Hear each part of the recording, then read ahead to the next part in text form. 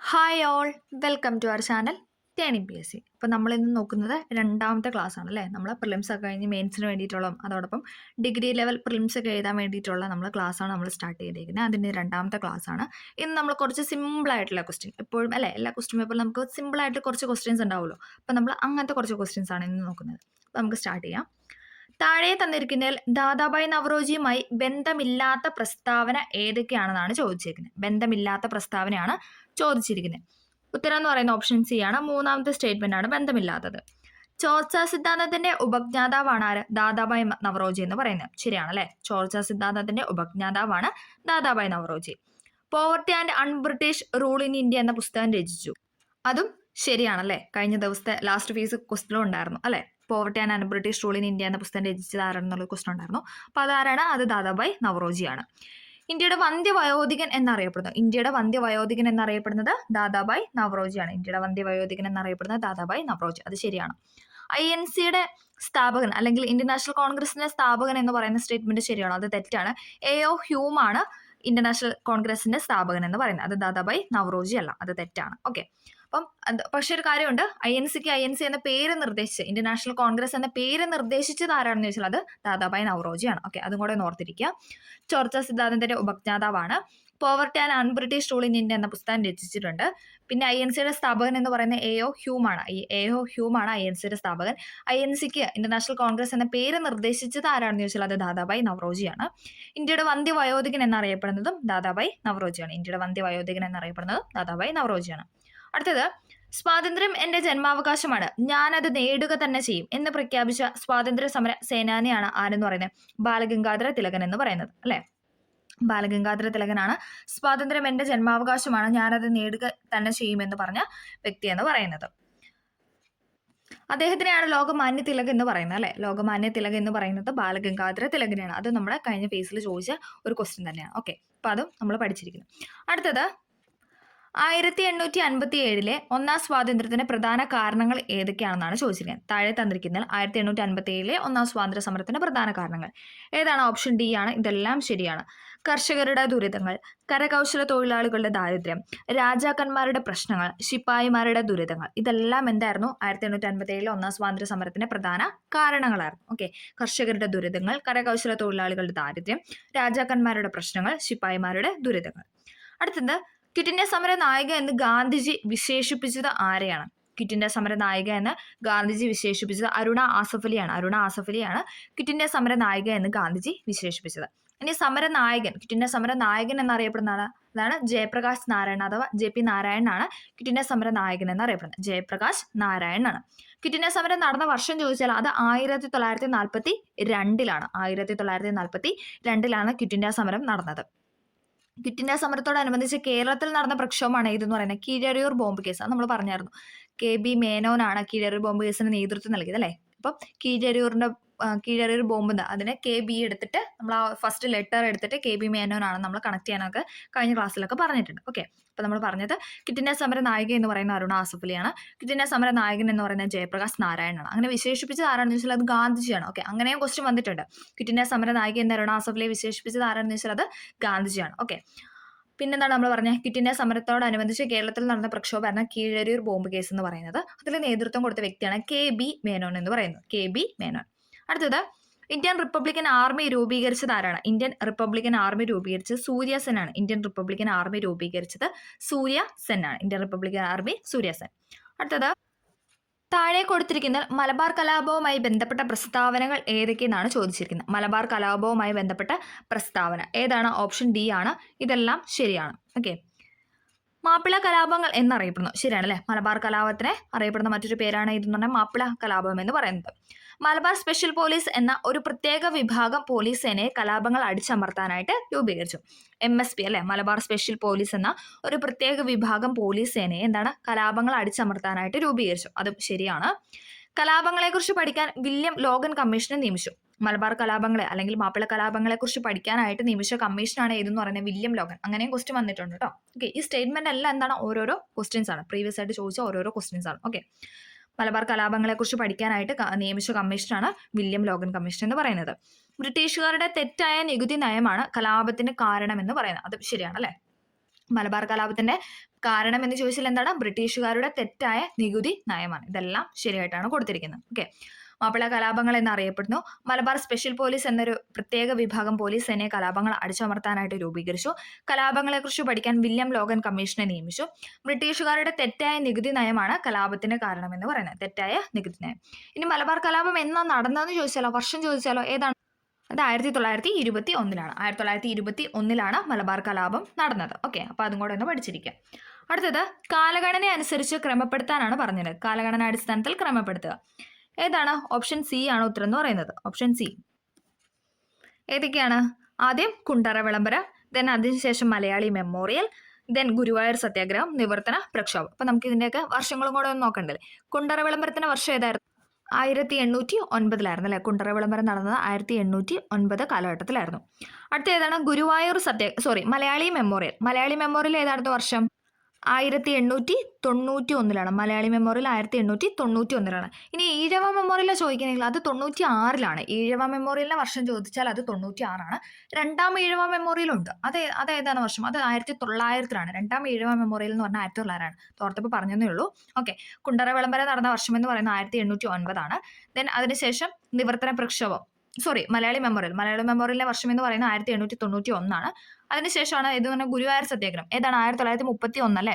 31-32 കാലഘട്ടത്തിലായിരുന്നു ഗുരുവായൂർ സത്യാഗ്രഹം നടന്നത്. ഇനി അടുത്ത ലാസ്റ്റ് എന്ന് പറയുന്നത് നിവർത്തന പ്രക്ഷോഭം. 32 നിവർത്തന പ്രക്ഷോഭം എന്ന് പറയുന്നത്. ഓക്കെ. കുണ്ടറ വിളംബരം 1809.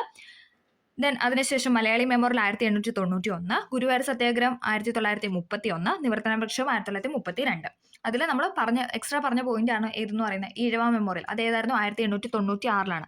96 ഈഴവ മെമ്മോറിയൽ നടന്നത്. രണ്ടാം ഈഴവ മെമ്മോറിയലാണ് 1900. രണ്ടാം ഈഴവ മെമ്മോറിയൽ എന്ന് പറയുന്നത് 1900. ഓക്കെ.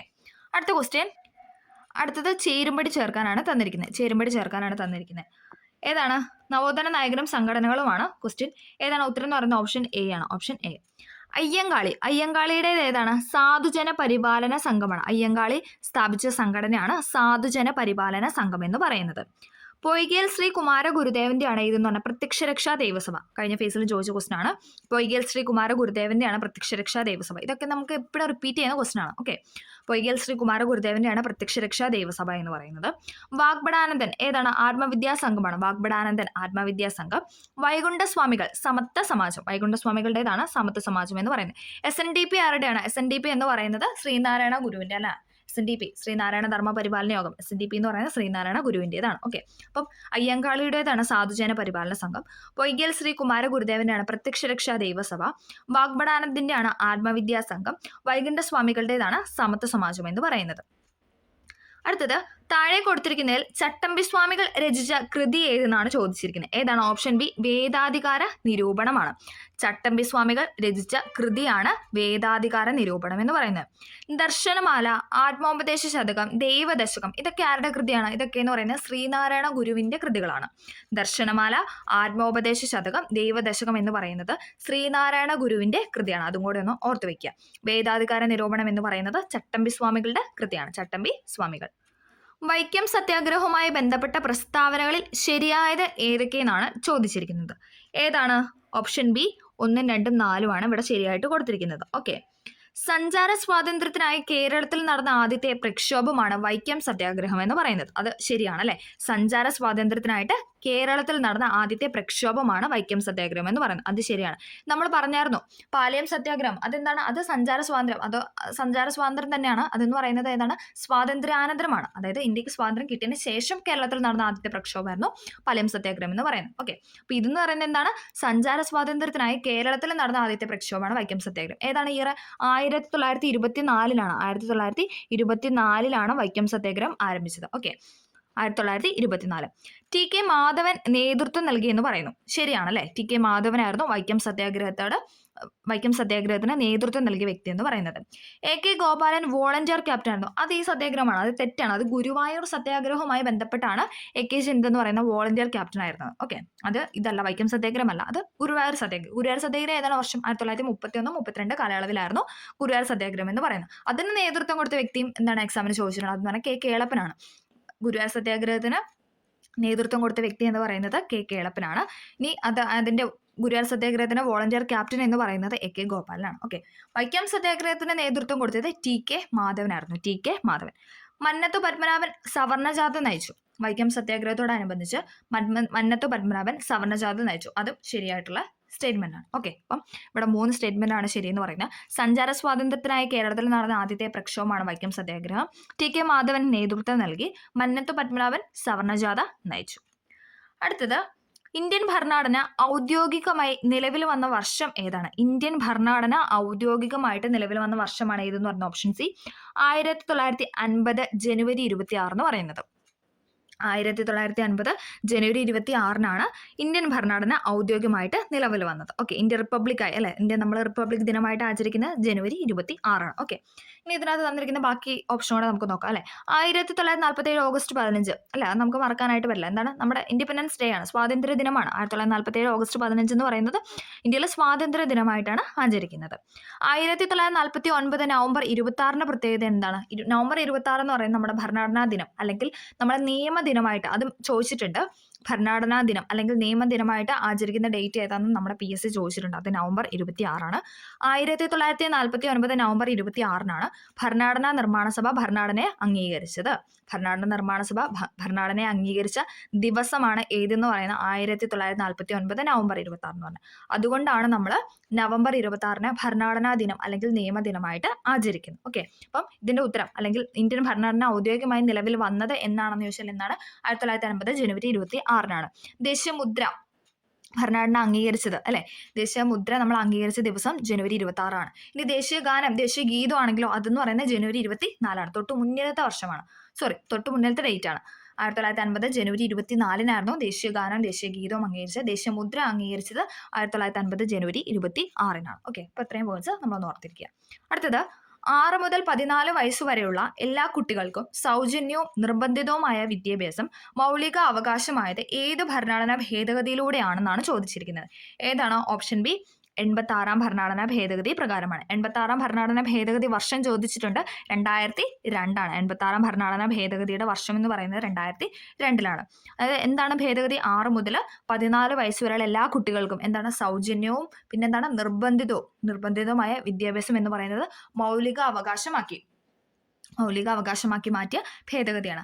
അതിൽ വേണ്ടിയിട്ട് കൂട്ടിച്ചേർത്ത ഒരു ആർട്ടിക്കിൾ ഉണ്ട്. ഏതാണ്? 21A ആണ് കൂട്ടിച്ചേർത്ത്. 21A എന്ന ആർട്ടിക്കിളാണ് അതിൽ കൂട്ടിച്ചേർത്ത്. 21A എന്ന ആർട്ടിക്കിളാണ് 6 മുതൽ 14 വയസ്സുള്ള എല്ലാ കുട്ടികൾക്കും സൗജന്യ നിർബന്ധിതമായ വിദ്യാഭ്യാസം മൗലിക അവകാശമാണെന്ന് പറഞ്ഞു വെച്ചിരിക്കുന്നത്. ഓക്കെ, അതും കൂടെ ഒന്ന് ഓർത്തിരിക്കുക. പിന്നെ 42ാം ഭേദഗതി 1976 ഇത് ഇവിടെ തന്നിട്ടുണ്ട്. ഓപ്ഷൻ സി എന്ന് പറയുന്നത് 42ാം ഭേദഗതി. അതിന്റെ പ്രത്യേകത എന്താ? നമ്മുടെ ആമുഖം ഭേദഗതി ചെയ്ത ഒരേ ഒരു ഭേദഗതി അല്ലെ.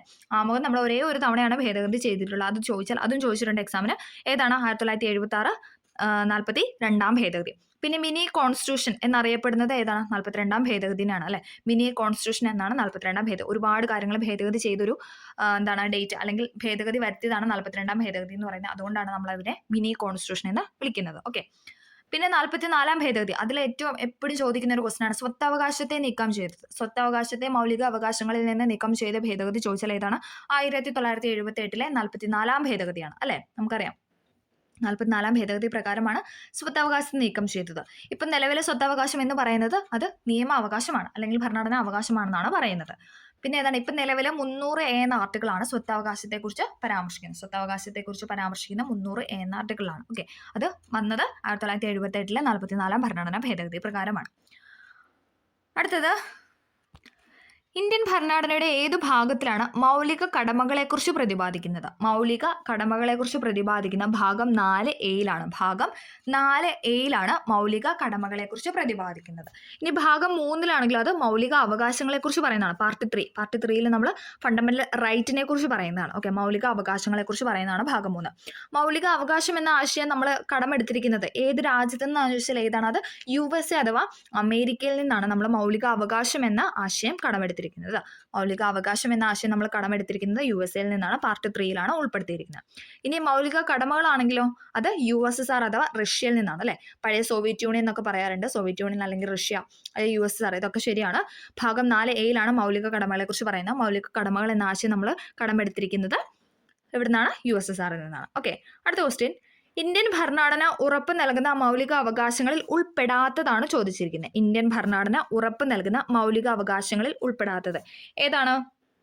ഓപ്ഷൻ എ ആണ് അല്ലെ, സ്വത്തവകാശമാണ്. നമ്മളിപ്പോൾ പറഞ്ഞതേ ഉള്ളൂ സ്വത്തവകാശം. സാംസ്കാരികവും വിദ്യാഭ്യാസപരവുമായ അവകാശം എന്താണ്? നമ്മുടെ മൗലിക അവകാശമാണ്, നമ്മുടെ ഫണ്ടമെന്റൽ റൈറ്റ് ആണ് ഇതെന്ന് പറയുന്നത്. സാംസ്കാരികവും വിദ്യാഭ്യാസപരവുമായ അവകാശം എന്ന് പറയുന്നത്. സമത്വത്തിനുള്ള അവകാശം എന്ന് പറയുന്നത് മൗലിക അവകാശമാണ്. സ്വാതന്ത്ര്യത്തിനുള്ള അവകാശം എന്ന് പറയുന്നത് നമ്മുടെ മൗലിക അവകാശമാണ്. സ്വത്തവകാശം എന്ന് പറയുന്നത് നിലവിൽ എന്താണ്? അത് മൗലിക അവകാശമല്ല. നിലവിൽ അതൊരു നിയമ അവകാശം അല്ലെങ്കിൽ ഭരണഘടനാ അവകാശം എന്നാണ് നമുക്ക് പറയാനായിട്ട് സാധിക്കത്തുള്ളൂ. ഓക്കെ, സ്വത്തവകാശത്തെ നീക്കം ചെയ്ത് ഭേദഗതി എപ്പോഴും ചോദിക്കുന്നതാണ് ഏതാണ്? നമ്മൾ പറഞ്ഞായിരുന്നു 1978 44 ഭരണഘടനാ ഭേദഗതി പ്രകാരമാണ് സ്വത്തവകാശത്തെ ഈ മൗലികാവകാശങ്ങളിൽ നിന്ന് നീക്കം ചെയ്തത്.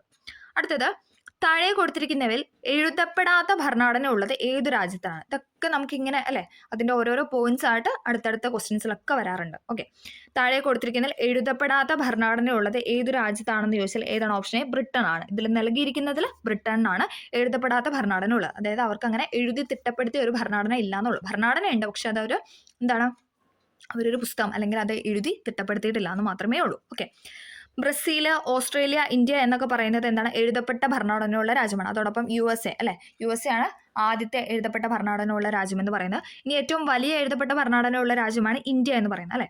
ലോകത്തിലെ ഏറ്റവും വലിയ എഴുതപ്പെട്ട ഭരണഘടനയുള്ള രാജ്യം, ഏറ്റവും വലിയ ഭരണഘടന ഉള്ളത് നമ്മുടെ ഇന്ത്യക്കാണ്. ഓക്കെ, അതും ചോദിക്കാറുണ്ട്. അപ്പം ഇതിൽ എഴുതപ്പെടാത്ത ഭരണഘടന ഉള്ളത് ബ്രിട്ടൻ ആണ്. അതേസമയം നമ്മൾ പഠിക്കേണ്ടത് ഇന്ത്യ, ബ്രസീൽ, ഓസ്ട്രേലിയ, അമേരിക്ക എന്നൊക്കെ പറയുന്നത് അവർക്ക് എഴുതപ്പെട്ട ഒരു ഭരണഘടന നിലവിലുണ്ട്. അടുത്തത്, ഇപ്പോഴത്തെ സുപ്രീം കോടതി ചീഫ് ജസ്റ്റിസ് ആരാണ്? ഇപ്പോഴത്തെ സുപ്രീം കോടതി ചീഫ് ജസ്റ്റിസ് എന്ന് പറയുന്നത് സഞ്ജീവ് ഖന്നയാണ്. Option B Sanjiv Khanna. Justice Sanjiv ഖന്നയാണ് ഇപ്പോഴത്തെ നിലവിലെ സുപ്രീം കോടതി ചീഫ് ജസ്റ്റിസ് എന്ന് പറയുന്നത്. DY ചന്ദ്രചൂഡ്, അദ്ദേഹം മാറി അല്ലെ. 50ാമത്തെ ചീഫ് ജസ്റ്റിസ് ആയിരുന്നു DY ചന്ദ്രചൂഡ് എന്ന് പറയുന്നത്. അദ്ദേഹം മാറി. ഇപ്പം 51ാമത്തെ സുപ്രീം കോടതി ചീഫ് ജസ്റ്റിസ് ആണ് നിലവിലുള്ളത്. ഓക്കെ, നമ്മൾ കറണ്ട് അഫെയർ പറയുമ്പോൾ എന്ന് പറഞ്ഞാൽ നമ്മളെപ്പോഴും അത് അല്ലെ, നമ്മൾ കറണ്ട് അഫെയറിൽ ഇതായിട്ട് തന്നെ ഇരിക്കുക. കാരണം എന്ന് വെച്ചാൽ എപ്പോഴാണ് ഓരോ നിയമനം വരുന്നതെന്നൊന്നും നമുക്ക് അറിയത്തില്ല. അപ്പം അതുകൊണ്ട് ഇപ്പോഴും നമ്മൾ അതിനെക്കുറിച്ചൊക്കെ അപ്ഡേറ്റ് ആയിട്ടിരിക്കുന്നത് വളരെ ഉപകാരപ്പെടും. കാരണം ഇപ്പം എല്ലാ എക്സാമിനും കറണ്ട് അഫെയർ എന്ന് പറയുന്നത് അല്ലേ പണ്ടത്തെ പോലെ ഒന്നും അല്ല. ഇപ്പം എല്ലാം 20 മാർക്ക് എന്നുണ്ടെങ്കിൽ അത് കൂടുതലാണെങ്കിലേ ഉള്ളൂ ആ ഒരു റേഞ്ചിൽ തന്നെ കറണ്ട് അഫെയർ വരാറുണ്ട്. അപ്പം നമ്മളെല്ലാ ഒരു കാര്യത്തിനെ പറ്റി ഒരു അവെയർ ആയിട്ട് ഇരിക്കും. ഓക്കെ, അപ്പം നിലവിലെ സുപ്രീം കോടതി ചീഫ് ജസ്റ്റിസ് എന്ന് പറയുന്നത് ജസ്റ്റിസ് സഞ്ജീവ് ഖന്നയാണ്. 51ാമത്തെ സുപ്രീം കോടതി ചീഫ് ജസ്റ്റിസ് ആണ്. അടുത്തത്, നിലവിലെ ലോക്സഭാ സ്പീക്കർ ആരാണ്? നിലവിലെ ലോക്സഭാ സ്പീക്കർ എന്ന് പറയുന്നത് ഓം ബിർളയാണ്. നിലവിലെ ലോക്സഭാ സ്പീക്കർ എന്ന് പറയുന്നത് ഓം ബിർളയാണ്. ഓക്കെ, മോദി സർക്കാരിന്റെ വന്നതോടുകൂടി അദ്ദേഹമാണ് അല്ലെ ലോക്സഭയുടെ സ്പീക്കർ എന്ന് പറയുന്നത്. അടുത്ത ക്വസ്റ്റ്യൻ, താഴെ തന്നിരിക്കുന്ന പ്രസ്താവനകളിൽ VP മേനോനെ കുറിച്ച് ശരിയായ പ്രസ്താവനകൾ ഏതെല്ലാം എന്നാണ് ചോദിച്ചിരിക്കുന്നത്. താഴെ തന്നിരിക്കുന്ന പ്രസ്താവനകളിൽ VP മേനോനെ കുറിച്ച് ശരിയായ പ്രസ്താവന ഏതാണ്? ഓപ്ഷൻ ബി ആണ്. Aയും Cയും ആണ് ഇവിടെ ശരിയായിട്ട് കൊടുത്തിട്ടുള്ളത്. സ്വാതന്ത്ര്യാനന്തര ഇന്ത്യയിൽ നാട്ടുരാജ്യങ്ങളുടെ ഇന്ത്യൻ യൂണിയനിലേക്കുള്ള സംയോജനവുമായി ബന്ധപ്പെട്ട് സ്റ്റേറ്റ് ഡിപ്പാർട്ട്മെന്റിന്റെ സെക്രട്ടറി ആയിരുന്ന മലയാളിയായിരുന്നു ആരെന്ന് പറയുന്നത്? VP മേനോൻ എന്ന് പറയുന്നത്. ഓക്കെ, അദ്ദേഹം എന്താണ് സ്വാതന്ത്ര്യാനന്തര ഇന്ത്യയിൽ, അതായത് സ്വാതന്ത്ര്യത്തിന് ശേഷമുള്ള ഇന്ത്യയിൽ 1947 ഓഗസ്റ്റ് 15 ശേഷമുള്ള ഇന്ത്യയിൽ ഇന്ത്യൻ യൂണിയനിലേക്കുള്ള സംയോജനവുമായി ബന്ധപ്പെട്ട് സ്റ്റേറ്റ് ഡിപ്പാർട്ട്മെന്റിന്റെ സെക്രട്ടറി ആയിരുന്ന മലയാളിയാണ്. എപ്പോഴും അങ്ങനെ ചോദിക്കാറുണ്ട്. സ്റ്റേറ്റ് ഡിപ്പാർട്ട്മെന്റിന്റെ സെക്രട്ടറി ആയിരുന്ന മലയാളി VP മേനോനാണ്. അത് ശരിയാണ്. The transfer of power in India എന്ന ഗ്രന്ഥത്തിന്റെ കർത്താവാണ്, അല്ലെങ്കിൽ ആ പുസ്തകത്തിന്റെ കർത്താവാണ് ആരെന്ന് പറയുന്നത്? VP മേനോൻ എന്ന് പറയുന്നത്. The transfer of power in India എന്ന പുസ്തകത്തിന്റെ കർത്താവാണ് VP മേനോൻ എന്ന് പറയുന്നത്. ഭാഷാടിസ്ഥാനത്തിൽ സംസ്ഥാനങ്ങളെ പുനഃസംഘടിപ്പിക്കുന്നതിനായി രൂപീകരിച്ച സംസ്ഥാന പുനഃസംഘടനാ കമ്മീഷനിലെ അംഗമായിരുന്നു. അത് തെറ്റാണ്. ഇപ്പോഴും നമുക്ക് ഓപ്ഷൻ തരാറുണ്ട്, അത് തെറ്റാണ്.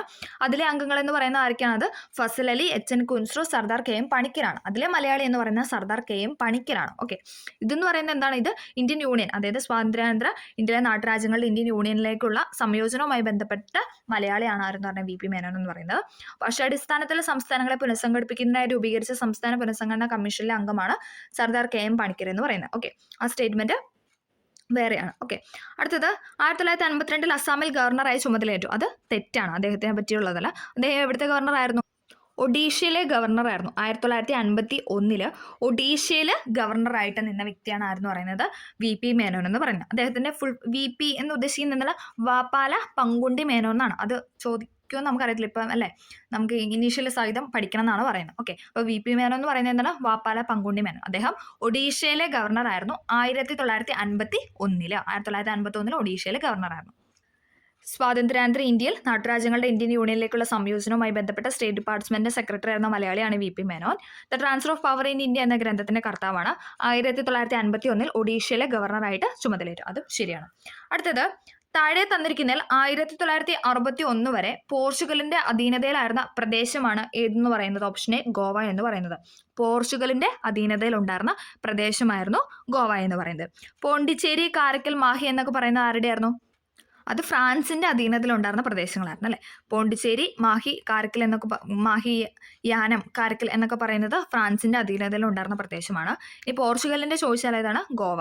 1961 വരെ പോർച്ചുഗലിന്റെ അധീനതയിലുണ്ടായിരുന്ന പ്രദേശമാണ് ഗോവ എന്ന് പറയുന്നത്.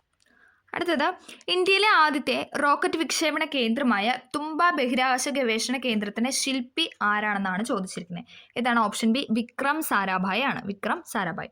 ഇന്ത്യയിലെ ആദ്യത്തെ റോക്കറ്റ് വിക്ഷേപണ കേന്ദ്രമാണ് ഇതെന്ന് പറയുന്നത് തുമ്പ. അങ്ങനെയും ക്വസ്റ്റ്യൻ വന്നിട്ടുണ്ട്. ഇന്ത്യയിലെ ആദ്യത്തെ റോക്കറ്റ് വിക്ഷേപണ കേന്ദ്രം എന്ന് പറയുന്നത് തുമ്പയാണ്. തുമ്പ ബഹിരാകാശ ഗവേഷണ കേന്ദ്രത്തിന്റെ ശില്പി ആരാണെന്ന് ചോദിച്ചാൽ ആരാണ്? വിക്രം സാരാഭായ് ആണ്. വിക്രം സാരാഭായ്. അടുത്തത്, ഏത് രാജ്യത്തിന്റെ സാങ്കേതിക സഹായത്തോടെയാണ് 1964 ബൊക്കാറോ സ്റ്റീൽ പ്ലാന്റ് എന്ന ഇരുമ്പുരുക്കുശാല ആരംഭിച്ചത്?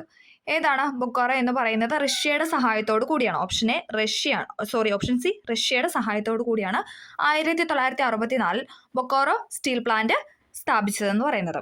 അതേപോലെ തന്നെ ഭിലായി നമ്മൾ റഷ്യയുടെ സാങ്കേതിക സഹായത്തോടെ സ്ഥാപിച്ച ഇരുമ്പുരുക്കുശാലയാണ്. ഭിലായിയും അതോടൊപ്പം ബൊക്കാറോ എന്ന് പറയുന്നത് നമ്മൾ റഷ്യയുടെ സഹായത്തോടു കൂടി ആരംഭിച്ച ഇരുമ്പുരുക്കുശാലയാണ്. ഇനി അടുത്ത റൂർക്കേല ആണെങ്കിലോ, റൂർക്കേല നമ്മൾ ജർമ്മനിയുടെ സഹായത്തോടു കൂടിയാണ്. ജർമ്മനിയുടെ സഹായത്തോടെയാണ് റൂർക്കേല എന്ന് പറയുന്നത്. ദുർഗാപൂർ ആണെങ്കിലോ അത് ബ്രിട്ടന്റെ സഹായത്തോടെയാണ്. ദുർഗാപൂർ എന്ന് പറയുന്നത് ബ്രിട്ടന്റെ സഹായത്തോടെ നമ്മൾ പണിതതാണ്. ഓക്കെ, അപ്പം 4 പഠിച്ചിരിക്കുക. ഭിലായിയും ബൊക്കാറോയും നമ്മൾ ഭിലായി എന്ന് പറയുന്നത് ഛത്തീസ്ഗഡിലാണ്, ബൊക്കാറോ എന്ന് പറയുന്നത് ജാർഖണ്ഡിലാണ്. ഇവർക്ക് ഈ രണ്ട് ഇരുമ്പുരുക്കുശാലയ്ക്കും സഹായം നൽകിയ രാജ്യമെന്ന് പറയുന്നത് റഷ്യയാണ്. ഇനി റൂർക്കേല എവിടെയാണെന്ന് വെച്ചാൽ അത് എവിടെയാണ്? ഒഡീഷയിലാണ്. റൂർക്കേല സ്ഥിതി ചെയ്യുന്നത് ഒഡീഷയിലാണ്. സഹായം നൽകിയ രാജ്യം എന്ന് പറയുന്നത് ജർമ്മനിയാണ്. ദുർഗാപൂർ എവിടെയാണെന്ന് വെച്ചാൽ അത് വെസ്റ്റ് ബംഗാളിലാണ്. ദുർഗാപൂർ വെസ്റ്റ് ബംഗാളിലാണ്. സഹായം നൽകിയത് ബ്രിട്ടനാണ്. Okay, Bhilai Chhattisgarh Russia, Rourkela Odisha Germany, Durgapur Bengal അതായത് West Bengal Britain, Bokaro Jharkhand Russia. Okay, അടുത്തത് 12ാം പഞ്ചവത്സര പദ്ധതിയുമായി ബന്ധപ്പെട്ടതാണ് ചോദിച്ചിരിക്കുന്നത്. ഏതാണ്? ഓപ്ഷൻ ഡി സുസ്ഥിര വികസനമാണ് 12ാം പഞ്ചവത്സര പദ്ധതിയുമായി ബന്ധപ്പെട്ട കാര്യം ഇവിടെ നൽകിയിരിക്കുന്നത്. അടുത്തത്, താഴെ പറയുന്നവയിൽ കേരള സർക്കാരിന്റെ ഇ ഗവേണൻസ് ആപ്ലിക്കേഷൻ സോഫ്റ്റ്വെയർ ആയ സഞ്ജയ നൽകുന്ന സേവനങ്ങൾ ഏതെല്ലാം എന്നാണ് ചോദിച്ചിരിക്കുന്നത്. സഞ്ജയ എന്ന സോഫ്റ്റ്വെയർ നൽകുന്ന സേവനങ്ങളാണ് ചോദിച്ചിരിക്കുന്നത്. ഏതാണ്? ഓപ്ഷൻ ഡി ആണ്. മുകളിൽ പറഞ്ഞവയെല്ലാം ഉണ്ട്. ഉടമസ്ഥാവകാശ സർട്ടിഫിക്കറ്റ്, കെട്ടിട വയസ്സ് സർട്ടിഫിക്കറ്റ്, കെട്ടിട നികുതി അടയ്ക്കൽ. ഇതെല്ലാം എന്താണ്? സഞ്ജയ എന്ന പോർട്ടൽ അല്ലെങ്കിൽ ആ ഒരു സോഫ്റ്റ്വെയറിൽ ഉള്ള കാര്യങ്ങളാണ്. Okay, E governance application software ആയ സഞ്ജയ് നൽകുന്ന സേവനങ്ങളാണ് ഉടമസ്ഥാവകാശ സർട്ടിഫിക്കറ്റ്, കെട്ടിട വയസ്സ് സർട്ടിഫിക്കറ്റ്, കെട്ടിട നികുതി അടയ്ക്കൽ എന്ന് പറയുന്നത്. അടുത്തത്, റോഡ് അപകടങ്ങൾ കുറയ്ക്കാനും ഗതാഗത നിയമലംഘനം തടയാനും സംസ്ഥാനത്തെ മോട്ടോർ വാഹന വകുപ്പ് AI അധിഷ്ഠിത ക്യാമറകൾ സ്ഥാപിച്ച പദ്ധതിയുടെ പേരാണ് ഏതെന്ന് പറയുന്നത്? സേഫ് കേരള എന്ന് പറയുന്നത്. റോഡ് അപകടങ്ങൾ കുറയ്ക്കാനും ഗതാഗത നിയമലംഘനം തടയാനും സംസ്ഥാനത്തെ മോട്ടോർ വാഹന വകുപ്പ് AI അധിഷ്ഠിത ക്യാമറകൾ സ്ഥാപിച്ച പദ്ധതിയാണ് ഏതെന്ന് പറയുന്നത്? ഓപ്ഷൻ ബി സേഫ് കേരള എന്ന് പറയുന്നത്. അടുത്തത്, ഇന്ത്യൻ ഉപദ്വീപീയ പീഠഭൂമിയിൽ നിന്നും ഉത്ഭവിക്കുന്ന നദികളാണ് ഉപദ്വീപീയ നദികൾ എന്ന് പറയുന്നത്. അതൊരു SCRT തന്നിരിക്കുന്ന ഒരു സെന്റൻസ് ആണ്. ഓക്കെ, ഇന്ത്യൻ ഉപദ്വീപീയ പീഠഭൂമിയിൽ നിന്ന് ഉത്ഭവിക്കുന്ന നദികളാണ് ഉപദ്വീപീയ നദികൾ എന്ന് പറയുന്നത്. ഹിമാലയത്തിൽ നിന്ന് ഉത്ഭവിക്കുന്ന നദികളാണ് നമ്മൾ ഹിമാലയൻ നദികൾ എന്ന് പറയുന്നത് അല്ലെ. സിന്ധു, ഗംഗ, ബ്രഹ്മപുത്ര എന്നൊക്കെ നമ്മൾ ഹിമാലയൻ നദികളാണ് പറയുന്നത്. ഹിമാലയത്തിൽ നിന്ന് ഉത്ഭവിക്കുന്നതാണ്. അതേപോലെ തന്നെ ഇന്ത്യൻ ഉപദ്വീപീയ പീഠഭൂമിയിൽ നിന്ന് ഉത്ഭവിക്കുന്ന നദികളാണ് ഉപദ്വീപീയ നദികൾ എന്ന് പറയുന്നത്. താഴെ നൽകിയിരിക്കുന്നതിൽ പടിഞ്ഞാറോട്ട് ഒഴുകുന്ന നദികൾ ഏതെല്ലാം എന്നാണ് ചോദിച്ചിരിക്കുന്നത്. ഉപദ്വീപീയ നദികളാണ്. അതിൽ പടിഞ്ഞാറോട്ട് ഒഴുകുന്നതാണ് ചോദിച്ചിരിക്കുന്നത്. ഏതാണ്? ഓപ്ഷൻ ബി ആണ്. 2 മാത്രം. അതായത് നർമ്മദയും താപ്തിയുമാണ് പടിഞ്ഞാറോട്ട് ഒഴുകുന്ന നദികൾ എന്ന് പറയുന്നത്. നർമ്മദയും താപ്തിയും എന്താണ്? പടിഞ്ഞാറോട്ടാണ് ഒഴുകുന്നത്. കാവേരി, കൃഷ്ണ, ഗോദാവരി, മഹാനദി എന്നൊക്കെ പറയുന്നത് എങ്ങോട്ടാണ്? അത് കിഴക്കോട്ട് ഒഴുകുന്ന നദികളാണ്. കാവേരി, കൃഷ്ണ, ഗോദാവരി, മഹാനദി എന്ന് പറയുന്നത് കിഴക്കോട്ട് ഒഴുകുന്ന ഉപദ്വീപീയ നദികളാണ്. നർമ്മദ, താപ്തി എന്ന് പറയുന്നത് പടിഞ്ഞാറോട്ട് ഒഴുകുന്ന ഉപദ്വീപീയ നദികളാണ്. ഓക്കെ, ചാന്ദ്രയാൻ 1 പ്രൊജക്ട് ഡയറക്ടറാണ് അണ്ണാദുരൈ എന്ന് പറയുന്നത്. എന്നാൽ ചന്ദ്രയാൻ 3 പ്രൊജക്ട് ഡയറക്ടർ ആരാണെന്നാണ് ചോദിച്ചിരിക്കുന്നത്. ഏതാണ്? ഓപ്ഷൻ എ ആണ്, ഡോക്ടർ പി വീരമുത്തുവേലാണ്. ഓപ്ഷൻ എ ആണ് ഉത്തരം എന്ന് പറയുന്നത്. ഡോക്ടർ പി വീരമുത്തുവേലാണ് ചന്ദ്രയാൻ 3 പ്രൊജക്ട് ഡയറക്ടർ എന്ന് പറയുന്നത്. എപ്പോഴും ചോദിക്കുന്നതാണ്. ചന്ദ്രയാൻ 3 പ്രൊജക്ട് ഡയറക്ടറാണ് പി വീരമുത്തുവേൽ എന്ന് പറയുന്നത്.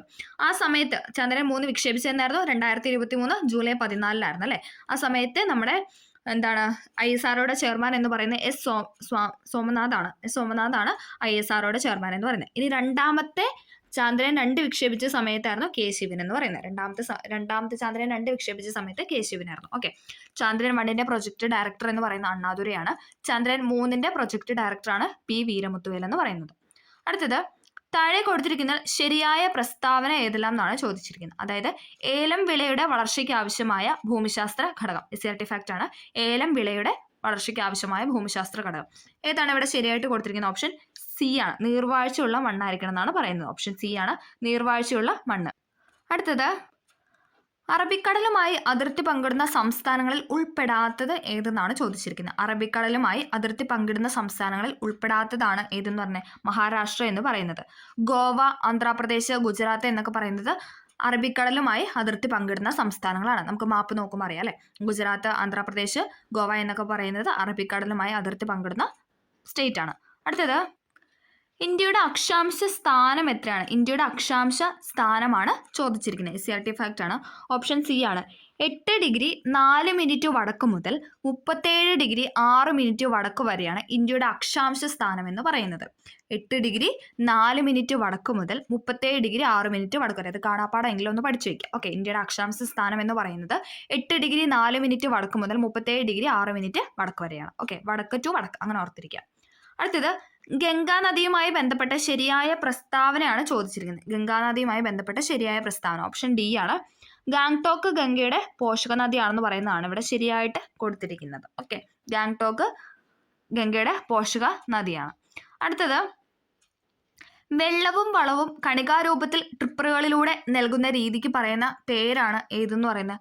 ഫെർട്ടിഗേഷൻ എന്ന് പറയുന്നത്. വെള്ളവും വളവും കണികാരൂപത്തിൽ അല്ലെ തുള്ളി ആയിട്ട് ഇങ്ങനെ ട്രിപ്പറുകളിലൂടെ നൽകുന്ന രീതിക്ക് പറയുന്ന പേരാണ് ഫെർട്ടിഗേഷൻ. അതും SRT ഫാക്ട് ആണ്. അടുത്തത്, മൺസൂണിന്റെ പിൻവാങ്ങൽ കാലം എന്നറിയപ്പെടുന്നത്. മൺസൂണിന്റെ പിൻവാങ്ങൽ കാലം എന്നറിയപ്പെടുന്നത് വടക്ക് കിഴക്കൻ മൺസൂൺ കാറ്റുകളെയാണ്. വടക്ക് കിഴക്കൻ മൺസൂൺ കാറ്റുകളെയാണ്. നമുക്ക് അറിയാം തെക്കു പടിഞ്ഞാറൻ മഴയുണ്ട്, അതോടൊപ്പം നമുക്ക് വടക്ക് കിഴക്കൻ മഴയുണ്ട്. കേരളത്തിലെ ഏറ്റവും കൂടുതൽ മഴ ലഭിക്കുന്ന അല്ലെങ്കിൽ ഇന്ത്യയിൽ ഏറ്റവും കൂടുതൽ മഴ ലഭിക്കുന്ന തെക്കു പടിഞ്ഞാറൻ മൺസൂൺ കാറ്റിൽ നിന്നാണ്. ഓക്കെ. തെക്കു പടിഞ്ഞാറൻ മൺസൂൺ ആണ് ഇന്ത്യയിലും കേരളത്തിലും ഏറ്റവും കൂടുതൽ മഴ ലഭിക്കുന്നത്. അതേസമയം നമ്മുടെ തമിഴ്നാട് പോലെ ആ സൈഡിലൊക്കെ ഉള്ള സ്റ്റേറ്റിലൊക്കെ മഴ ലഭിക്കുന്നത് വടക്ക് കിഴക്കൻ മൺസൂണിൽ നിന്നാണ്. വടക്ക് കിഴക്കൻ മൺസൂണിലാണ് അവർക്ക് ഏറ്റവും കൂടുതൽ മഴ ലഭിക്കുന്നത്. ആ ഒരു കാലത്തിന് നമ്മൾ പറയുന്നത് പിൻവാങ്ങൽ കാലം എന്നാണ്. ഓക്കെ. മഴയുടെ പിൻവാങ്ങൽ അല്ലേ? പിന്നെ ഇനിയിപ്പം അത് കഴിഞ്ഞിട്ട് പിന്നെയും തെക്ക് പടിഞ്ഞാറ് വരുമ്പോഴാണല്ലോ നല്ലോണം മഴ ലഭിക്കുന്നത്. അപ്പം അങ്ങനെ ഒന്ന് കണക്ട് ചെയ്ത് വെച്ചാൽ മതി. മൺസൂണിന്റെ പിൻവാങ്ങൽ കാലം എന്നറിയപ്പെടുന്നതാണ് വടക്ക് കിഴക്കൻ മൺസൂൺ കാറ്റെന്ന് പറയുന്നത്. അടുത്തത്, താഴെ തന്നിരിക്കുന്ന പ്രസ്താവനയിൽ ശരിയല്ലാത്തത് ഏതാണ്? താഴെ തന്നിരിക്കുന്ന പ്രസ്താവനയിൽ ശരിയല്ലാത്തതാണ് ചോദിച്ചിരിക്കുന്നത്. ഏതാണ്? ഓപ്ഷൻ ബി ആണ് ഇവിടെ ശരിയല്ലാത്തതായിട്ട് കൊടുത്തിരിക്കുന്നത്. നിള എന്ന പേരിൽ അറിയപ്പെടുന്നത് ഭാരതപ്പുഴയാണ്. ശരിയാണ് അല്ലേ? നിള എന്ന പേരിൽ അറിയപ്പെടുന്നത് ഭാരതപ്പുഴയാണ്. ഭാരതപ്പുഴ ആനമലയിൽ നിന്ന് ഉത്ഭവിക്കുന്നു. അതും ശരിയാണ്. ഭാരതപ്പുഴ ഉത്ഭവിക്കുന്നത് ആനമലയിൽ നിന്നാണ്.